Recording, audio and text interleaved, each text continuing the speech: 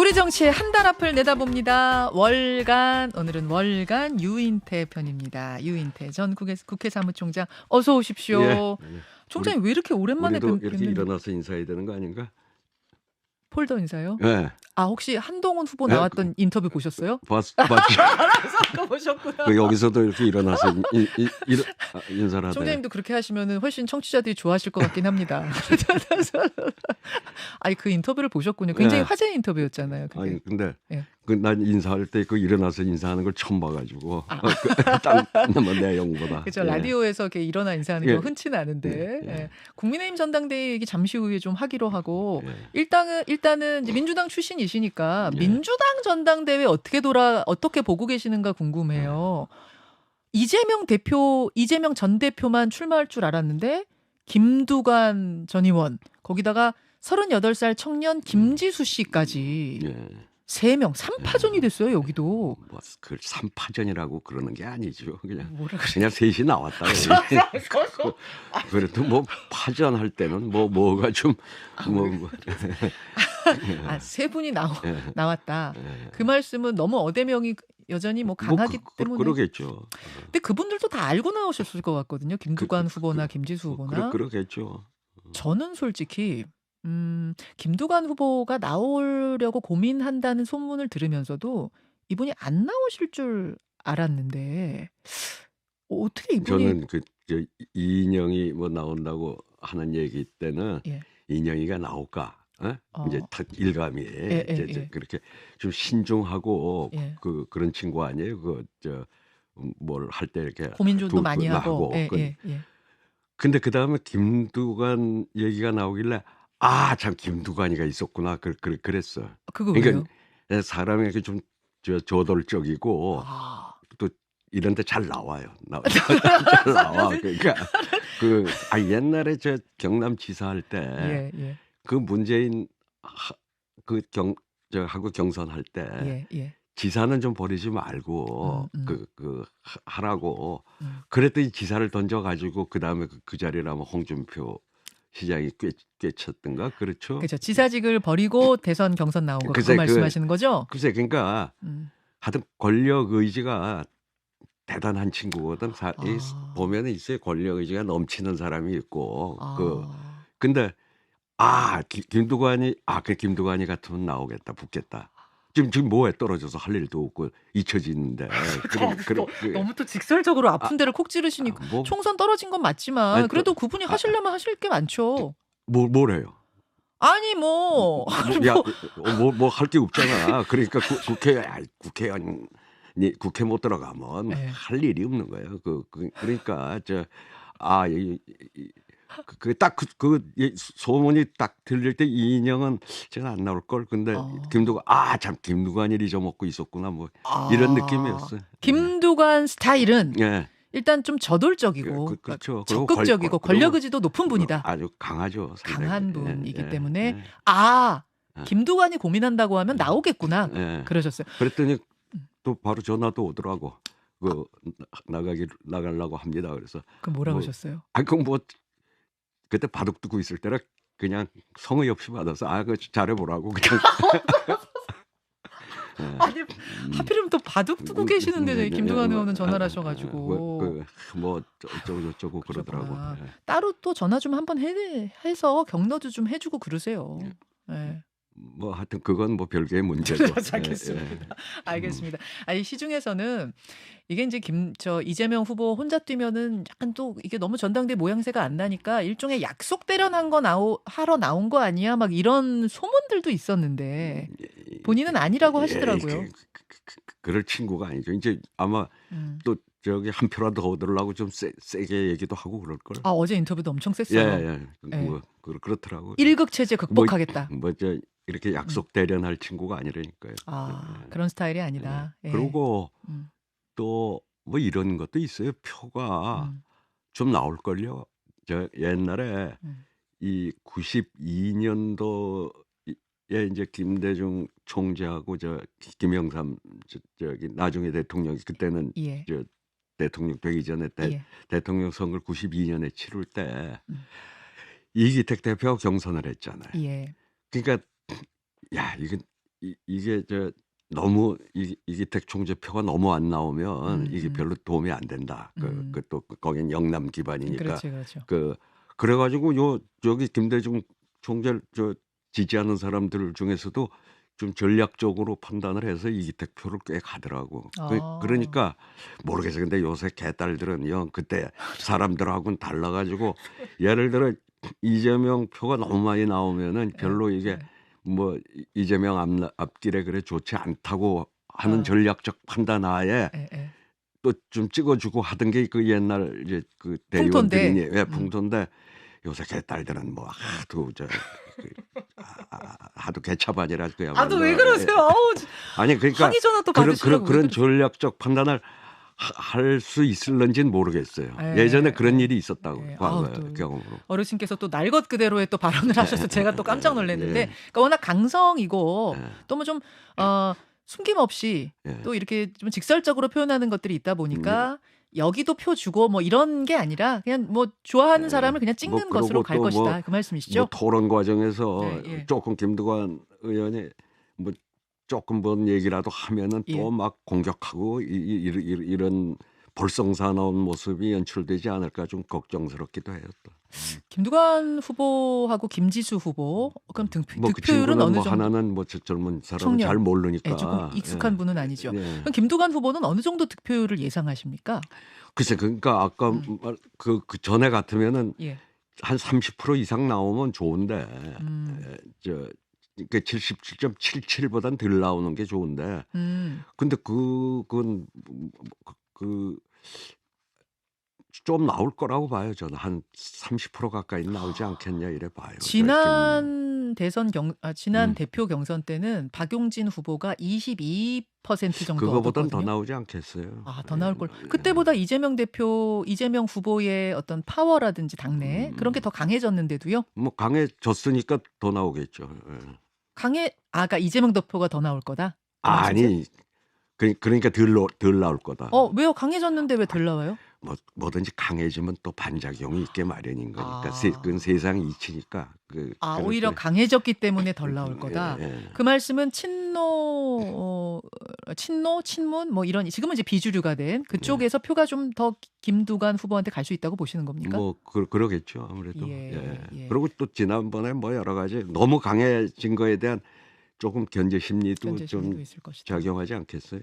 오히려 30%까지. 그러니까 지난번 이재명 대표의 득표율보다 덜 나올 수도 있을 거라는 이재명 대표는 또 덜 나오는 게 또 정상인 거고. 그렇게 내다보시는군요. 알겠습니다.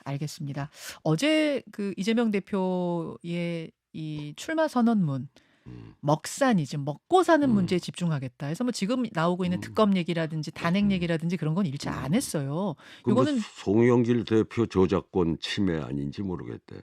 왜요? 그 먹고 사는 문제 연구소인가 뭐 그 먹사연이라고 하는 걸 그 송영길이가 뭐 그런 연구소를 뭐 가지고 있었잖아요. 맞아요. 먹고 사는 그래서 내가 어제 뭐 먹산이 좀 하길래 그 송영길이한테 뭐 저작권위원 존나네 그런 저작권 신청은 안 하셨을 겁니다, 송 대표가. 알겠습니다. 근데 그 선택은 좀 전략적으로 괜찮았다고 보세요? 어떻게 보세요? 그러니까 탄핵이라든지 뭐 저 특검이라든지 그런 이야기를 일치 안 한 거. 뭐 나름대로 좀 뭐 저게 조금 뭐 확장에 도움이 된다고 생각했을런지 모르는데 그랬으면은 앞으로 이제 행보를 봐야죠. 이제 당에서 뭐 지금 중점적으로 뭐 추진하는 법안이나 뭐 이게 과연 그 먹사니즘에 부합하는지 아닌지는 앞으로의 행보를 두고 보자. 봐야 되겠죠. 알겠습니다. 어제 그 이재명 후보가 먹사니즘을 강조한 이유를 아까 일부에 제가 천준호 의원하고 인터뷰했어요. 이제 이재명 대표 최측근 천준호 의원은 그렇게 설명하시더라고요. 국민의힘이 전당대회를 지금만 민생하고는 하도 상관없는 것 같고 막 저렇게 하니까 반면 교사 삼아서 우리는 또 이렇게 민생 이야기 이런 거를 낸 면도 있다. 좋은데 모르겠어요. 저기 뭐야 특히 종부세를 뭐 좀 건드렸던데. 뭐 저도 노무현 정부 정무수석 출신이지만 이 종부세를 글쎄 뭐 좀 불합리한 부분을 조금 일부 뭐 수정할 수는 있겠지만은 근본적으로 그거 건드리는 거는 이 민주당의 정체성을 부정할 수 있어요. 아. 하여튼 조심스럽게 접근해야 될 문제라고 봐요. 알겠습니다. 예. 알겠습니다. 국민의힘 얘기로 좀 넘어가 예. 보죠. 국민의힘 전당대회 첫 토론이 끝났고 이제 오늘 두 번째 음. 토론하는데 첫 토론은 어떻게 보셨어요? 안 봤어요. 뭐 그거 그 바둑 뭐 두셨어요? 봐봤자 근데 결국 나중에 또 다 요약해서 여기서도 예, 저희 다 요약해서 뭐 들려드렸어요. 다 예. 주니까 그거 보면 되지 뭐. 아, 요약본 그걸 보셨구나. 뭐 2시간씩 그걸 아, 재밌었어요. 글쎄 뭐 그랬다고는 하대. 요약본 보시고 뭐 뉴스쇼 통해서 논평도 보시고 왜. 그러셨구나. 그러면 누가 제일 잘했냐 못했냐 제가 그 질문은 못 하겠네요. 다 보신 건 아니어서. 그 요약본만 봤을 근데 때 제일 못한 사람은 하나 눈에 띄잖아요. 누가 제일 못했습니까? 난 그 뭐 옛날 소장파라고 자기 입으로도 그러던데 같이 소장파 했던 사람들한테 아직도 그런 용어를 써도 되는지 이렇게 그 원희룡이 예. 그 옛날에 그렇게 젊을 때 그야말로 그 소장파 하면서 남원정 해가지고 예. 상당히 기대도 받고 뭐 이랬던 친구가 왜 저렇게 타락을 해가는지 뭐 그리고 뭐 사과하라고 그랬더니 나는 뭐 사천한 거 가지고 하라고 하니까 그거 뭐 선관위에서 뭐 이제 네거티브 하지 말란다고 그래서 거의 할 말이 그 얘기는 없어서 안 안 하는 게 했는데. 아니다 이랬죠. 야, 그랬더니 또 형 출마하는 과정서부터 예. 뭐 돼 가지고 하는 언행이 애가 저렇게 망가졌나 이런 느낌이 와요. 그렇게 촉망받던 젊을 때 촉망받던 정치인이었잖아요. 아, 근데, 그럼요. 예, 근데 지금 뭐 이번에도 뭐 출마 다 안 왔는데 그 뭐 대통령 만나고 대통령이 나오라 그래서 나왔다고 세상에 알려져 있잖아요. 본인은 뭐 아니라고 아니라고. 합니다만. 예. 그러니까 아이고 저렇게 망가질 수도 있구나 하는 그런 생각까지 드셨어요? 그런 생각을 그러니까 아마 가지고 윤태 있어요. 총장님은 사실은 여야 정치인들을 두루 잘 알고 특히 여야의 후배 정치인들을 굉장히 아끼는, 그러니까 자당만 챙기는 게 아니라 두루두루 챙기는 분으로 워낙 유명한데 원희룡 전 의원, 원희룡 후보도 예뻐하셨었잖아요. 아이고 뭐 옛날에 소장파로. 기대도 컸죠. 굉장히 예뻐하고. 예, 그리고 원래 남원정이 잘했어요. 잘했죠. 근데 그러니까 지금 아마 좀 실망하셨어요? 실망 정도가 아니죠. 그러니까 정병국 누구죠? 누구야? 남경필. 아마 둘도 아마 꽤 실망하고 있을걸요. 애가 왜 저래 됐나 하고. 애라고 하지는 마세요. 그분도 나이 많아요. 애는 아니고 우리 유 총장님 입장에서는 좀 어린 후배지만 뭐 어쨌든 원희룡 후보에 대해서 좀 실망했다 그 말씀. 실망했다면 왜 아니 그러니까 출마 과정부터 돼 가지고도 뭐 토론을 쭉 보지는 않았지만은 나중에 뭐 이렇게 뭐 짤막짤막하게 보니까 아이고 애가 왜 저래 망가졌나 이런 느낌을 그럼 받았어요. 왜 그랬다고 생각하세요? 왜 그렇게 됐다고 생각하세요? 뭐 원래 잘 곱게 늙어가는 사람이 있고 추하게 나이 들어가는 사람이 있고 뭐 그런 거니까. 저 괜히 질문했네요. 질문했네요. 알겠습니다. 하여튼 원희룡 후보에 대한 예뻐했던 것만큼 조금 실망이 있다는 말씀은 아마 지금 이 공세들이 조금 뭐랄까요? 어떤 정책을 놓고 공방을 벌이는 것보다는 대통령의 부인과의 문자 이야기 뭐 이런 또 뭐 사천을 했느냐 안 했느냐 이런 이야기로 흘러가는 것에 대한 실망감을 지적하신 것 같은데 김건희 여사와 당시 한동훈 비대위원장 사이에 주고받은 건 아니구나. 일방적으로 보냈는데 일방적으로 씹어버렸다는 그 익심 논란은 어떻게 보고 계십니까? 뭐 저는 그 익십이라는 건 눈팅이라고도 하잖아요. 아, 눈팅이란 말도 아세요? 예. 눈으로만 본다. 나는 주로 한 번도 올리는 일이 없어요. 그냥 보기만 하지. 이제 눈팅만 하고 귀찮아서도 뭐 안 하니까. 근데 이거는 이제 둘만의 저거니까 이건 단톡방에서는 주로 눈팅을 하지만. 근데 저는 이거 보면서 김건희 여사 이미지 개선에는 꽤 도움이 됐겠다는. 아니 옛날에 뭐 들으니까 뭐 우리 동훈이 뭐 이러고 아주 뭐 이렇게 하대를 하고 이러는데 그렇게 알려졌었죠. 그렇게 정중하게 그리고 뭐 100번 1000번 제 잘못입니다. '야 김건희 여사한테 이런 면도 있구나.' 아. 하는 그 글을 전문이라고 공개한 걸 보면 예예예. 그게 굉장히 개선에 도움이 될 텐데 어. 다만 한 가지 예. 왜 그 일기를 쓸 때 음. 자기가 혼자 이게 쓰고 하는데 이건 '엄마가 볼 거야.'라고 생각하고 쓰는 일기 있죠. 있죠. 이제 그런 느낌으로 이제 선생님이 보실 줄 알면서 쓰는 겨울방학 일기. 예. 예. 그런 그런 느낌이었어요 이거는. 그러니까 저거는 이미지 개선에 한편 도움은 될지 모르겠는데 예. 워낙 정중하고 예. 또 구구절절 예. 절실하게 했었잖아요. 근데 예. 이거는 나중에라도 아마 이런 용도로 '내가 어. 이랬었다.'라고 하면 공개를 전제로 해서 작성한 보낸 메시지가 아닌가 그런 느낌이 들 때요. 음. 아 이거는 언젠가 공개될 수도 있구나 혹은 '공개해야겠구나.'라는 걸 생각하고 쓴 음. 선생님이 볼 거를 알면서 그래서 쓴 일기 같은 예 느낌이었다? 예. 왜 그런 생각이 드셨어요? 딱 보면서 '야 진짜 김건희 여사한테 이런 면이 있었나가 일감이었고 음. 다시 한번 생각하니까 예 이거는 예 예. 요거 다 엄마가 볼 거라고 생각하고 쓴 것 같은 일기 같은 이제 어. 이게 이럴 때 어허. 나중에 '내가 이렇게까지 음. 이런 것까지 보냈다.'라고 음. 누구한테 보여주려고만 만든 문건이 아니냐 이런 생각이 들 이거는 뭐 때요. 유인태 총장님의 글쎄 뭐 생각이죠. 예 그냥 제 생각이고 생각이에요. 오래 정치하신 분의 어떤 감으로 예. 촉으로 그냥 생각을 예. 말씀하시는 건데 예. 어쨌든 그렇게 보냈는데 그걸 어떻게 그렇게 한 번도 답을 안 하고 씹을 수 있어?'라는 게 인제 지금의 그 어떤 배신자 프레임 또 '인간미 네. 없는 거 아니야?' 뭐 이런 지금 뭐 근데 '정부 그게 감각 없는 거 아니야?' 근데 인제 이런 비판이 근데 나오거든요. 그건 한동훈 전 비대위원장의 후보가 지금 말을 아끼고 있잖아요. 내가 예. 다 얘기하면은 정부가 위험해진다 예. 이런 식이니까 예. 그때 그리고 저런 문제는 어떻게 암만 옛날에 친했어도 음. 아니 대통령하고 남편하고 그러면 이거 내가 사과하는 게 음. 좋겠다고 거기서 해서 결정할 일이지. 음. 네가 하라고 그러면 내가 할게. 그거 솔직히 상식적으로 말이 됩니까?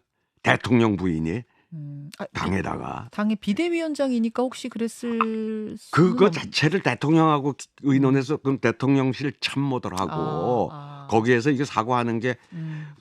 맞냐 안 맞냐는 거기서 할 거지. 음. 그 당에 아무리 옛날에 음. 가까웠더라도 "야 네가 하라 그러면 내가 할게." 그 절차와 그게 말이 안 되는 거죠. 그거 그렇군요. 자체가. 그렇게 예. 보시는군요. 그렇잖아요. 새로운 이야기가 어제 하나 또 보도가 된 건 네. 있습니다. 이게 JTBC 보도인데요. 그러니까 우리는 이제 요 문자만 지금 보고 사실 단편적으로 좀 보고 있는 거죠. 그런데 이 문자는 이제 1 월에 온 문자들인데 그 한 달 전쯤에 어떤 일이 있었느냐. 한동훈 장관이 음. 법무장관이 비대위원장이 되니 마니 막 이러고서 인제 고쯤에 기자들이 "혹시 비대위원장 되면 지금 뭐 김건희 여사 음. 문제 이거 특검 자꾸 요구하는데 어떻게 하실 거냐."고 질문을 하자 이렇게 답을 했습니다. 보시죠. 법 앞에 예외는 없어야 합니다. 그리고 국민들이 보시고 느끼시기에도 그래야 합니다. "법 앞에 예외가 없어야 한다. 국민 보시기에도 그래야 한다." 이런 말을 합니다. 이 인터뷰를 보고 이 발언을 듣고 대통령이 한동훈 위원장에게 전화를 해서 심하게 이 부분에 대해서 뭐 문제 제기를 했다라는 거죠. 이 뭐 보도가 그렇습니다. 그리고 나서 비대위원장이 된 지 1 주일 만에 사퇴 요구를 했다. 이런 지금 보도가 나왔어요. 물론 더 확인은 해 음. 봐야겠습니다만 일단 보도상은 그리 나왔습니다. 그 얘기는 이미 비대위원장이 되자마자 혹은 되기 전부터 감정이 비대위원장과 대통령 사이의 감정의 골이 깊어져 있는 상황이었다는 좀 새로운 이야기가 나와서요. 글쎄 그런 뭐 상황 속에서 그럼 김건희 여사가 저런 문자를 보냈다는 것은 그 둘 사이를 뭔가 화해시켜 보려고 했던 것인가? 뭐 어떻게 봐야 될까요? 아니 그러니까 한동훈 지금 후보 입장에서는 예. 말을 지금 아끼고 있잖아요. 내가 예. 그러니까 저런 것들이 이제 후속 보도로 지금 예. 이렇게 나오는데 그 5번씩이나 그것만 보면 답을 안 한 한동훈이가 나쁜 사람 것 같잖아요. 그 전문을 읽으면. 예. 근데 그때 거기다 답을 못할 어떤 말 못할 사정이 있었겠다. 그런 분위기가 그건 느꼈더랬어요. 그렇잖아요. 아니 저렇게 서로 그 가깝게 지내던 소형수가 지금 영봉이 돼서 저 정도로 구구절절히 그렇게 했는데 그것도 안 했다. 저간의 사정이 있겠구나. 뭐가 있겠구나. 있겠구나. 그 뭐 중에 하나가 저런 거이 아닌가 그래. 그런 생각이 드셨군요. 보여집니다. 그 뭐가 있겠구나의 뭐가 뭐 중에 하나가 저런 저 발언을 하고 뭐 화를 내고 그만두라고 하고 그 밖에 뭐 여러 가지가 더 있을 거라고 짐작은 가요. 뭐요? 뭐 예를 들어 무슨 이제 공천의 문제랄까 갈등?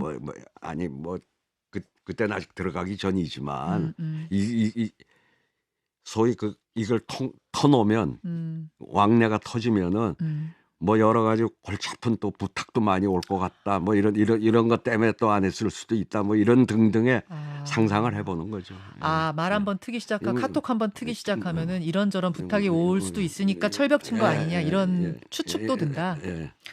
알겠습니다. 우리가 뭐 어떻게 정확히 알겠어요. 그 두 사이에 무슨 일이 있었는지. 다만 하도 우리가 알던 그 당시 상황하고 이 카톡이 안 맞으니까 지금 여러 가지 퍼즐을 맞춰보게 되는 건데 1분 남았습니다. 그래서 지금 이 문자 폭탄 터진 게 이 전당대회에 어떤 영향을 미치겠는가? 누구에게 득이 되고 누구에게 실이 되겠는가? 어떻게 보십니까? 글쎄요. 오늘 또 뭐 아까 나왔던 저런 보도를 보면 결국 한동훈 후보한테 그러니까 좀 도움이 되고 저는 원희룡 그러니까 저쪽은 하여튼 친유는 지금 뭐 원이 되길 바라고 하늘 꺾길 바라는데 이제 그건 물 건너간 게 아닌가 이제 그렇게 보여지네. 이거 원희룡 그리고 사람이 어떻게 어제는 그렇게 하니까 그랬다가 또 그 다음 날 이러고 왔다 갔다 하잖아요 지금 원희룡 후보가 그러니까 톤의 태도가 조절 말씀하시는 거예요. 톤의 변화, 태도가 태도의 변화. 그러니까 뭐 지금 그 한이 좀 싸가지가 없네 뭐 배신이네 하는 공격이 그렇게 별로 그러고 뭐 워낙 그 V1, V2의 국민적 신뢰가 워낙 낮으니까 여기까지 여기까지 또 두 번째 토론회 보면서 또 다른 이야기 또 나올 수도 있거든요. 보고 나서 이야기하겠습니다. 유인태 전 총장이 고맙습니다. 나도 일어나서 일어나서 인사 한번 하시죠. 고맙습니다. 예. 김현정의 뉴스쇼는 시청자 여러분의 참여를 기다립니다. 구독과 좋아요, 댓글 잊지 않으셨죠? 알림 설정을 해두시면 평일 아침 7시 10분 실시간 라이브도 참여하실 수 있습니다.